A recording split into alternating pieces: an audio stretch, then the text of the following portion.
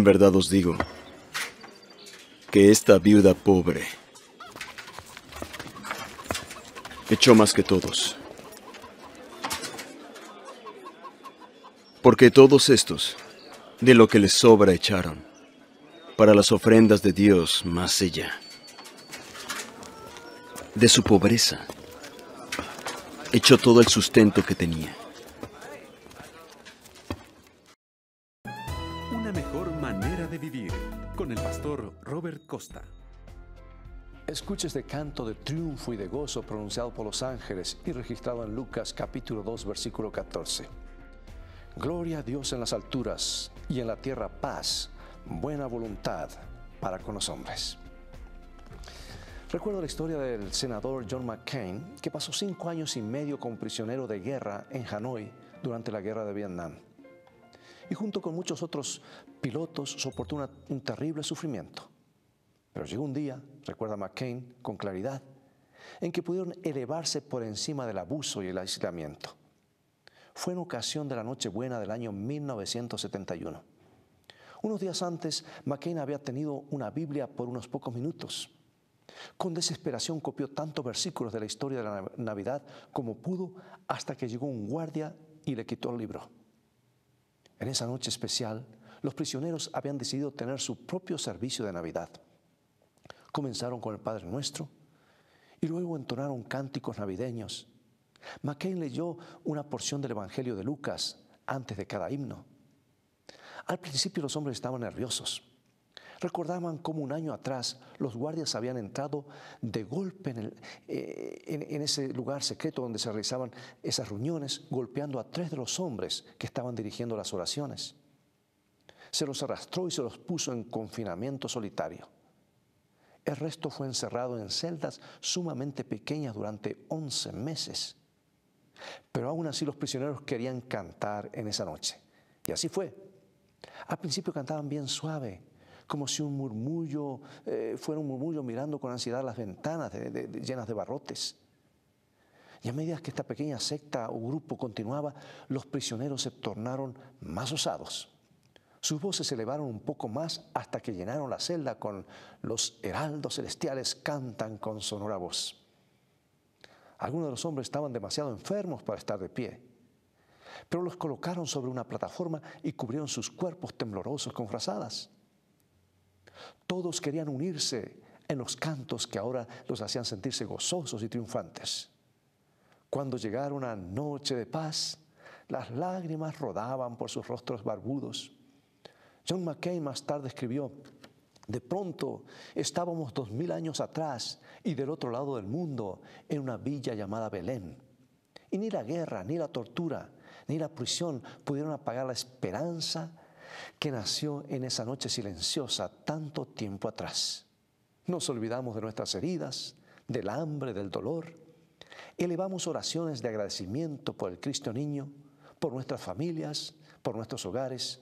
Sentimos una sensación absolutamente exquisita porque nos habían quitado nuestras cargas. Amigo y amiga, al abrir nuestros corazones a Él, el Cristo niño nos dará su paz también a nosotros. Quitará nuestras cargas. Los problemas de la vida se tornarán insignificantes ante la luz de su amor glorioso. El Cristo que nació en Belén 2000 años atrás anhela volver a nacer en nuestros corazones ahora.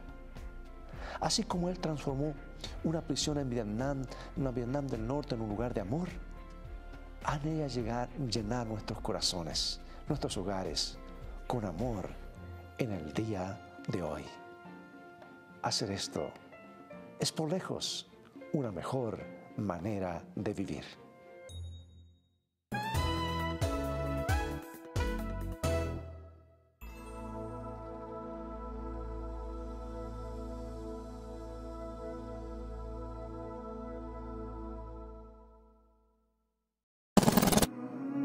Look, what if I told you there was something you were missing?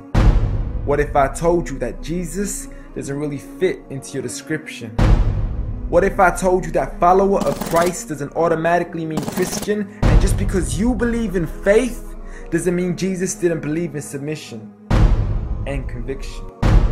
Listen, you say Jesus was God and that God had descended. We say Jesus was man, for Jesus was dependent. Our God is all great and cannot be comprehended. You say that God was murdered, or do you believe that he pretended? See, God gave us brains and God gave us logic, but I guess God wanted us to use them in everything else except for this topic. It's like wearing a cross and proclaiming that you love Jesus, when if God was murdered on the cross really shouldn't please us. I mean, would you be wearing an axe if it was used to chop your mother up into pieces? See, this is what happens when you believe in faith, but fail to believe in reason. See, we used to worship the Creator until Satan turned us to the creation. We began to worship the people and neglect the one who made them. We began to believe that God had died, but how could a God even be created? A miraculous birth, and therefore the Son of God was begotten. See, the creation of Jesus was easy, but you seem to have forgotten that God says be, and it is, just like with Adam, a concept too complex for the church to merely fathom. But he was the creator of the universe, for all we know, even more. And so what if we can't see him? I mean, what, you acting like our universe is small? I mean, there's still so much we're still yet to explore. I mean, there's still so many things as human beings we still haven't seen, touched, heard, or saw. I mean, our eyes can't even handle the sight of the sun. So how can we possibly handle the sight of our Lord? See, Jesus used to pray, but in your opinion, who'd he pray to? I mean, if Jesus was God, surely prayer would be of no use. Or did he only require it when he needed to know the truth? Like when God wasn't sure whether it was the season of the fruit. Or maybe he prayed when there was something he couldn't do. Like when he said, I of myself can do nothing. But you took it as there's nothing he couldn't do. See, no one used to worship Jesus, so ask yourself, why do you? A concept so straightforward, but it's left so many confused.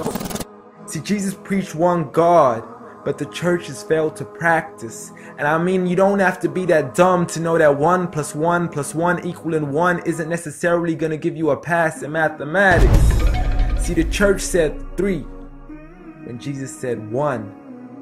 Jesus said God, when the church said Son. Jesus never said worship me, rather he said pray. But you've chosen to worship Jesus despite everything he used to say. You began to think with your emotion and forgot to think with your mind. I guess you didn't pay attention when Jesus says our Father, yet never says mine. You claim to be a follower of Christ, yet you still choose to eat swine. And you call yourselves Christians, but in your churches you're busy drinking wine. And just to clarify, I do love Jesus. Matter of fact, I love him more than you. Because when Jesus said do something, I actually do. However, I'm not connected with the church nor with the Bible. See, I love Jesus as my prophet, but refuse to worship him as an idol, just like he wanted and proclaimed it as sin. So it doesn't really matter if they don't let him in, because Jesus wouldn't even want to be in the presence of people worshiping an idol of him. An act of God, bolt of lightning went straight through the outstretched hand of Jesus. This cannot be a coincidence. Before I move on, there's something I need to mention. The worshiping of Jesus is a man-made invention. He never asked for your worship so he can grant you protection. Rather, he asks you to alternate your prayers towards another direction. To God and God only, and pray that he accepts them. And know that just because you love Jesus, doesn't mean he feels the same way about your affection. See, what you believe in is exactly what he resented. Matter of fact, it's everything he despised. See, the worship of creation goes against the very message he supplied. So you began to follow a religion and called it love in disguise, because love can be good, but love can be blind. Giant Jesus is no more.